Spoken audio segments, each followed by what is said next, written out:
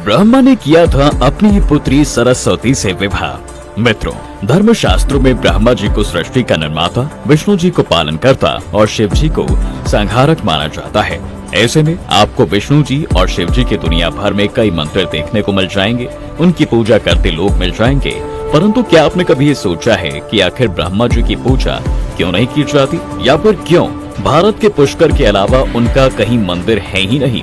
दरअसल इसका संबंध ब्रह्मा जी और सरस्वती जी के विवाह से जुड़ा हुआ है, जिसका उल्लेख सरस्वती पुराण में कुछ इस प्रकार है। मित्रों, सरस्वती पुराण के अनुसार ब्रह्मा जी ने सृष्टि की रचना करते समय सीधे अपने वीर्य से सरस्वती जी को जन्म दिया था। इसलिए ऐसा कहा जाता है कि सरस्वती जी की कोई माँ नहीं है, बल्कि केवल उनके पिता ब्रह्मा ही हैं। वेल, ये बात तो हम सभी जानते हैं कि सरस्वती जी को विद्या की देवी कहा जाता है, लेकिन शायद ही आपको ये पता हो कि विद्या की यह देवी बेहद खूबसूरत और आकर्षक थी।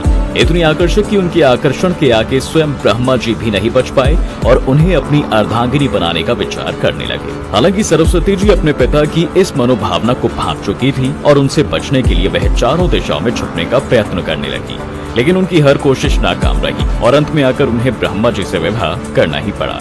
कहा जाता है मित्रों कि विवाह के बाद ब्रह्मा जी और सरस्वती जी करीब 100 वर्षों तक जंगल में पति पत्नी की तरह रहे और दोनों को एक पुत्र की प्राप्ति भी हुई, जिसका नाम स्वयंभू मनु रखा गया।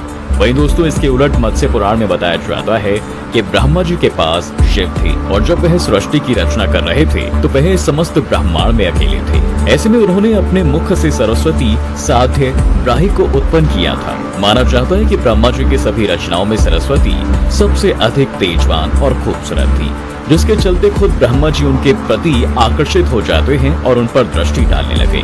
ब्रह्मा जी की दृष्टि से बचने के लिए सरस्वती जी चारों दिशाओं में छुपती रही, लेकिन वह उनसे बच नहीं पाई। ऐसे में सरस्वती जी आकाश में जाकर छिप गईं, परंतु अपने 5वें सर की बदौलत ब्रह्मा जी ने उन्हें आकाश में भी खोज निकाला और उनसे सृष्टि की रचना में सहयोग करने का निवेदन किया। आखिरकार सरस्वती ब्रह्मा जी की बात मान जाती हैं और उनसे विवाह कर लेती हैं, जिसके पश्चात सर्वप्रथम उनसे मनु का जन्म हुआ। जी हाँ दोस्तों, वही मनु जिसे पृथ्वी का पहला मनुष्य कहा जाता है। इसके अलावा मनु को वेदों, सनातन धर्म और संस्कृत समेत समस्त भाषाओं का जनक भी कहा जाता है, और तो और मनु स्मृति भी उन्हीं के द्वारा लिखी गई है। मित्रों, ब्रह्मा जी ने अपनी पुत्री सरस्वती की ओर आकर्षित होकर उनसे विवाह तो कर लिया था, परंतु अपनी ही बेटी से बनाने के चलते देवलोक में उनके खिलाफ काफी आक्रोश था। सभी देवता इसे एक अपराध मानते थे और सभी ने मिलकर पापों का सर्वनाश करने वाले शिव जी से ब्रह्मा जी को उनके द्वारा किए गए पापों का दंड देने का अनुरोध किया।